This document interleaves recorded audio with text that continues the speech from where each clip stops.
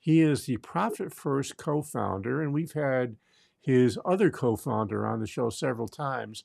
But I thought it was really important to start talking about how partnerships work well, why you need a Mr. Inside and Mr. Outside, and if you're a traction fan, you would say an implementer and an integrator, and some of the challenges that come along with that. So let's bring Ron on and we'll start the conversation. Hey, Ron, how are you today? Awesome, Josh. Thanks for having me as a guest here. I'm looking forward for this conversation. Yeah, me too. I think this is a really, really important topic because there are partnerships that really work well and partnerships that are just complete disasters. Right, And I think the reason for that is how the partners work together and what skill sets they bring to the party. right. So you and Mike have very, very different skill sets. Can you talk about that for a while? Sure. So Mike is what we would consider the classic visionary. He's an inventor. He's a mad scientist. I, on the other hand, am an integrator, where I like to interact and make the vision of the visionary a reality. And so there's different types of skill sets that come into play. The visionary, sets the direction, has the ideas, has the big vision. The integrator is one that is bringing that plan to reality. And reality is a lot different than what the visionary may set out to choose. So, Mike and I, we've been friends for 30, 40 years. We grew up together, went to the same high school, played on the same sports team, and sat at the same lunch table. But when Mike approached me to co-found this business with him, one of the things that I myself was looking for was somebody with the same core values as me. I believe that the integrator and the visionary, when they have the same core values and their decision making process is what's in the best interest of the company, then I think that that is the very strong foundation for a partnership because you will have conflict. And if we can be mature and check our egos at the door and take a step back and say, okay, is this in the best interest of the company? And if it is, great, we move forward. There has to be flexibility on both sides, right? Like the vision, So yes. Ron, you mentioned something which is really, really important. And that really, really important is values. Too many businesses, in my opinion, get started with no thought about what values you're bringing to the table. I mean, they're there all the time. Right. And if we don't spend some time getting on the same page, there's a pretty good chance we're not going to be on the same page. You have to get professionally naked, you have to get emotionally naked, and you have to be financially naked. And I've learned that when you do that, you there's no questions. You're totally exposed. Okay. And that is a good thing because if there's something going on in my business partner's life that is out of alignment, okay, that's going to affect the business. If there's something in my life that is out of alignment and that is, causing problems over here, it's certainly going to affect the business over there. So, some of the core values that Mike and I share is honesty, hardworking, and integrity. That's pretty much it. We're very loyal. We're family first people.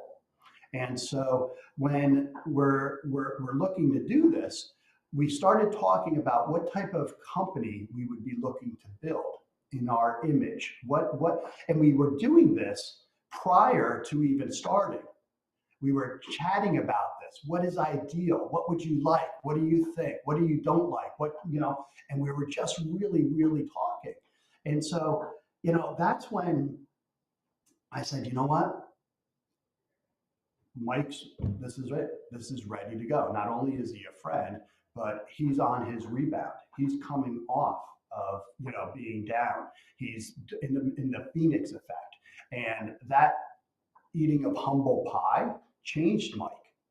And I don't know if I would have partnered with the Mike before that, right? So I think there's, certain elements that when, Mike was successful and then, think he got a little full of himself, as they'll admit in the book, okay, the Mike that I partnered with was different than that person Mike was previously 3 years. He still had the same core values, but you could see things were inflated. And the fact that he ate humble pie, the fact that he's like, I'm ready to go, let's make this happen, let's really do it. I knew there was something there. I knew that, he was going to be fighting tooth and nail for the next thing that he was looking to do. And that's what I was looking for. I was looking for a partner that was going to not only get into quicksand and help me build this thing, but also had the vision, also had the cojones, right? I mean, to be an entrepreneur, you have to have a set, right? You're not afraid. And Mike certainly isn't afraid. And so Yeah, you have to be pretty. I actually have an interesting experience recently with a guy who had a good business idea, but didn't have the toughness to be an entrepreneur or a private business owner for that matter. And getting a business started, boy, that's hard work. And if you don't have a really tough skin, there's a pretty good chance you're not going to make it. If you can't hear brutal honesty from other people about your idea, it just doesn't work very well. You just have to be able to hear that stuff. and visionaries often have an issue with the emperor's new clothes, if you will, right? You know that story. Sometimes visionaries are yes more often, and the real integrator doesn't give a rat's ass about their emotional feelings necessarily, right? Check your ego at the door. I'm going to give it to you straight. If you're a visionary that doesn't want it straight, that wants things kind of massaged, it's going to be very difficult because the makeup of an integrator is to get shit done, to move things forward, to integrate the vision, to integrate the systems. We want to be working. We want to be in it. We want to be doing it. And so, there has been times where, I've disagreed with Mike flat out and he's disagreed with me.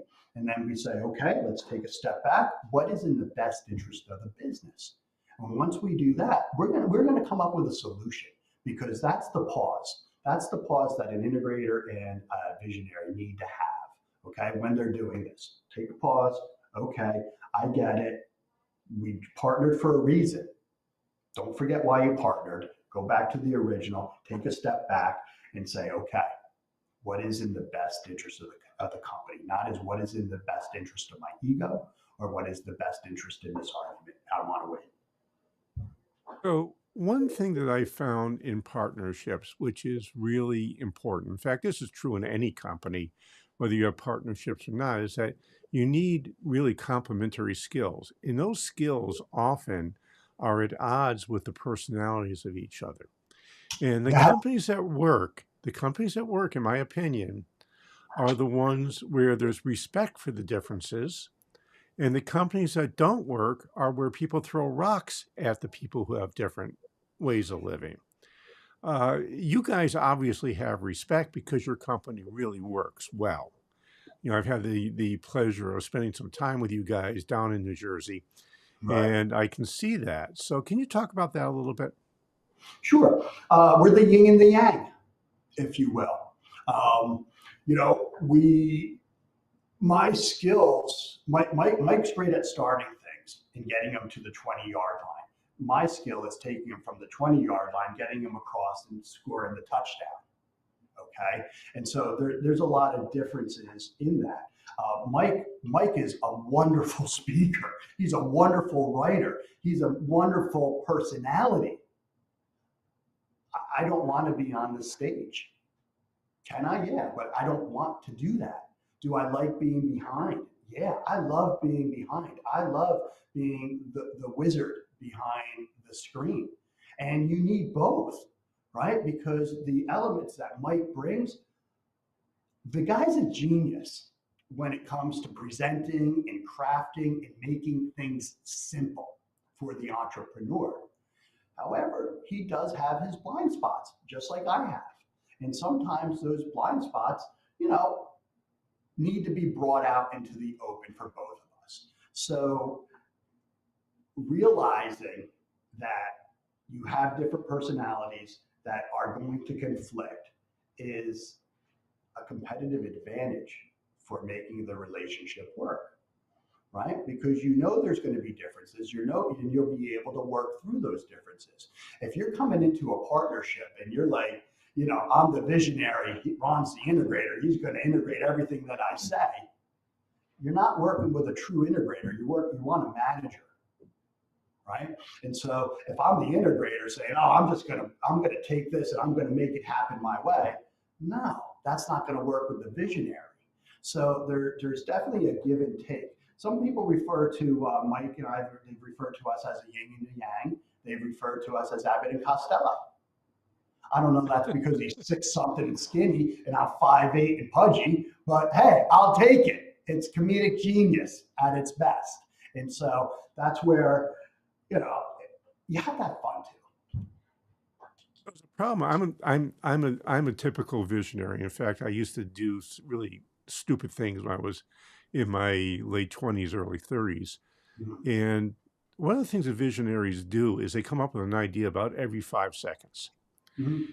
And one of the things that people in your position need to do is temper that every 5 seconds. So, how Yeah, do you slow down Mike's new ideas that he comes up with by the minute? say no. He just, I Okay. mean, no, we can't do that right now. I get it, makes sense, but not right now. And you give reasons, you give business reasons, whether it's this, we're in the middle of an initiative that is taking top priority and we committed to doing this, whether or not the staff has the bandwidth to do this, whether or not we have the resources or the money to invest in doing something like this. So my job is, sometimes I feel like the fun police, okay? But it's it's it's it's it's making sure that we're doing what we say we're going to be doing, right? And executing that the best we can execute. And I'm okay with testing and doing various different things, but I'm not chasing the shiny object. I'm preventing Mike from chasing the shiny object. A lot of the work of a visionary is to direct the integrator is to direct the visionary in their zone of genius, right? The zone of genius. And so that's, hey, you know, what do you see coming? What is your vision of the future? How can this help out? Not necessarily saying, hey, I think let's do this. Let's do this new service offering. I think it's great. Let's roll this out next month. Well, okay. Well, how does it affect other things? How does this? What looking down the field? You'll hear me say that a lot because we want to know how this new thing might upset what we already have going on. And if it's going to upset it, then what are we doing? We're going to find ourselves going around the mulberry bush. Here we go again. Here we go again. Here we go again. No, I don't have time to continue to do things and then have them stop because something else we determined was more important at that specific time. And then there's something else going on. No, let's agree on what is the number one thing that is going to move the business the furthest. And of course, there's micro projects underneath that. And let's commit to that. Boom. And then it's just kind of, navigating it. Ron, I'm curious about this. Do you and Mike set time up together where he can just, spitball ideas at you and just talk about? I find a lot of times with entrepreneurs who are visionaries, if you just give them a chance to talk about what they're thinking about, that's enough. They don't need to actually see it implemented. They just really want to talk about it. Yeah, yep, absolutely. So Mike and I, we meet every Friday for an hour. Sometimes we'll have breakfast on Saturday and Sunday. We'll be texting throughout the week. But Mike is traveling all over. He's running other companies as a visionary. This is my only baby, right? So, I'm laser focused on this thing. So when I do have the attention of Mike, we have to work in a concise, specific manner. And one of the top thing that I've learned, and any integrator, will and visionary can use this. Whenever you're in a meeting, it doesn't matter if you're a visionary integrator. Whenever I'm done with a meeting with Mike, I say, Mike, do you have enough clarity? Do you need more? If Mike's leading the conversation, he'll say, Ron, do you have enough clarity? Do you need more? 90% of the time, the integrator is going to need more clarity. 90% of the time, the visionary has enough already. Okay? So it behooves the visionary to always end the conversation with the integrator. Do you have enough clarity? Is there anything else I can share with you? Boom. Oh, so Yeah. there's something I did, and I did this back in my early 30s because I realized I was the problem in our company. And I would do this thing back when there were payphones. And I don't know if anybody listening is old enough to remember payphones, but they used to I used to exist. get my pager. I used to go to the payphone. I used to roll a stack of quarters in my car with my MacBook. So I get it. So I would go to a conference, and during the break, I would go out in the payphone and call my company and start implementing or ordering changes Oh, to be made when I was there. yeah, And I finally realized that that was about as disruptive as I possibly could be, and I was killing my company. So yeah, I developed what I call the 2 week rule, which I still use, which is when I have a new idea or a good idea or what I think is a good idea, which often isn't, I have to sit on it for 2 weeks before I talk to anybody about it. And if after 2 weeks it still seems like a good idea, then I can talk to my coach about it. And if he thinks it's a good idea and we agree, then I can start thinking about how I might want to implement this. So this is something that, if you're working with a visionary that's just a wild, crazy person that comes up with an idea every 30 seconds, try the 2 week rule. It might work. yeah. So, Absolutely, it will work. No doubt, it will work. But one of the things too is there has to be a give and take. This is often I'll call it a game of chess, right? There's going to be times where you know what? Yeah, Mike. Yeah, I might just hey, yes, here you go. Kind of like, here you go. I don't agree. I'm not going to argue. Let's do it. Let's see how it works. It's not going to upset the apple cart, but there's going to be times where there's going to be a give and take. You're not going to want to fight every battle. You're not going to want to stick your flagpole on every single hill. This is a long game. So, it's really understanding and navigating what truly is important for the company, yet also what's important to the visionary and the integrator to ensure that the company is moving forward. And there needs to be give and take. Like, will be an example would be um, we're doing a letter campaign. Okay, I'm not a big fan of it. Okay, the list we bought stunk. Okay, we scrubbed it. We're doing it, and we're going to try it again. Right? It's not necessarily the major initiative or a major thing that I think is going to swing the company, but it's not a bad thing to do.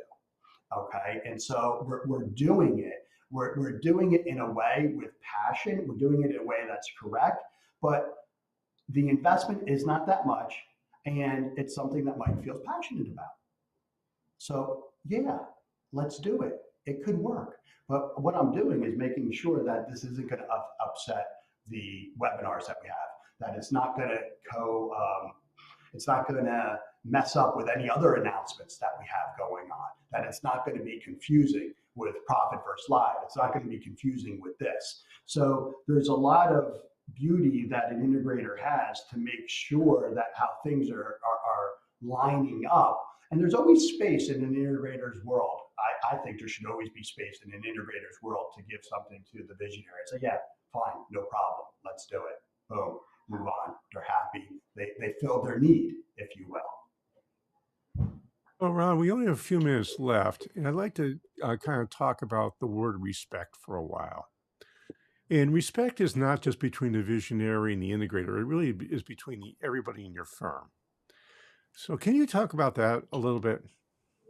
Yeah, we have an immutable law. No D's allowed, no jerks allowed. Check your ego out the door. And, it's our core values. Respect is a core value. Treat others how you want to be treated, right? Do unto others as you would have them do unto you. So the Actually, I like a variation on that. Do yeah, unto others as they would like to be done unto. yes, yes, absolutely. And so, you know, I think the leader and the visionary, they need to admit when they're wrong. They have to. They have to give credit to other people. They're not always going to be right. The staff is going to be right. You need to respect people's opinions. Right? A new employee coming on in, they're going to have a lot of ideas, and you want to encourage them to have new ideas. But it may come to a point where, oh God, we've done this 1,000 times. No, we're not going to do it. But it's having the mutual respect for that human being, saying, I understand why you feel this way, but let me share with you, we've tried this in the past and we've done this, and this is why it doesn't work. Versus, yeah, we've done that in the past and it doesn't work. That's not respect, right? Respect is, yeah, thank you for that. And then you give them the reason why you're not going to do it. Because that's what people are looking for, is the clarity. And I find that if then you say what I recommended, does that make sense? Do you understand? Yeah, I get it. Awesome. Person's been heard. They understand it. Boom. It's respect. So, Ron, unfortunately, we are out of time. Okay. And you guys have a terrific program. I have recommended Profit First to almost everybody I ever talked to because I just think such a good concept. Can you talk about that for a second and how people could find out more information if they want it? Yeah, sure. So Profit First is the book that Mike Michalowicz authored. It's a behavioral cash flow system. It is a system. It's not accounting. It's not bookkeeping. It is the most neglected system in any business, right? It is the ultimate pay yourself first methodology. So Mike and I created Profit First Professionals to support the teachings in the book. And Josh, if any of I have 5 free copies of Profit First. If any of your listeners would love a copy, all they got to do is reach out to you and say, I'd love a copy of Profit First. You email me their address and I'll get a copy of them into the mail. It is a life-changing book. It's life-changing system. And if you need help, I can introduce you to a Profit First certified accountant that would be able to do it for you as well. Well, how would people find you, Ron? Yeah, you go to profitfirstprofessionals.com. That's simple. Or if you're interested in the book, all you got to do is Google Profit First Book. Check it out on Amazon. Okay, look at all the reviews and give it a try. I'm going to ask you to bend your mind a little bit to the concepts in it. Bend your mind a little bit to it. If things aren't working the way you like, if you're not paying yourself enough, if you're not profitable, if your expenses are out of control, read the book. Maybe Cool. your accountant wants to be a Profit First professional. Oh, that would be a good thing. So I've got Yeah. two things. I've got two things. It's a good way for extra income, but that's a different conversation. And we don't Yes. have time to get into CPAs and how they don't like to make more money. But anyway, uh, Don't get me going, Josh. no, we have to. So there's two things I want you to do. One is I would like you to go to wherever you're listening to this podcast, and we've done this about 405 times now, Nice. and give us an honest rating review. Those reviews are really important. And if you can give us a review that's honest, it will help people find us and people listen to the show. And those folks who do kind of like the show a lot from what I've been told. And the second thing is, and this kind of fits in with the Profit First program, it's sort of a cousin of it. I call it the Financial Freedom Accelerator. And what the Financial Freedom Accelerator does, it first helps you figure out where you are on becoming financially free from your business. And unfortunately, for most of you, you're not even close. And once we figure out where you are, then we take a look at your business and we help you figure out the strategies that will get you to financial freedom.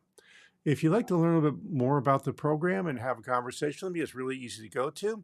Go to www.sustainablebusiness.co www.freedom talk. That's all one word. That's www.sustainablebusiness.co/freedom talk, and read about it. Click on the button, set up a time for us to talk, and we'll have a short conversation to see if the Financial Freedom Accelerator is right for you. So this is Josh Patrick. We're with Ron Saharyan. Saharian, Uh, that's fine. That's yeah, when I you got put it some words close. in the top. Well, And the we're word at crack. Saharian and And McAllowitz have to have difficult names, Josh. yeah, yeah. And we're cracking the cash flow code. And thanks a lot for stopping by. I hope to see you back here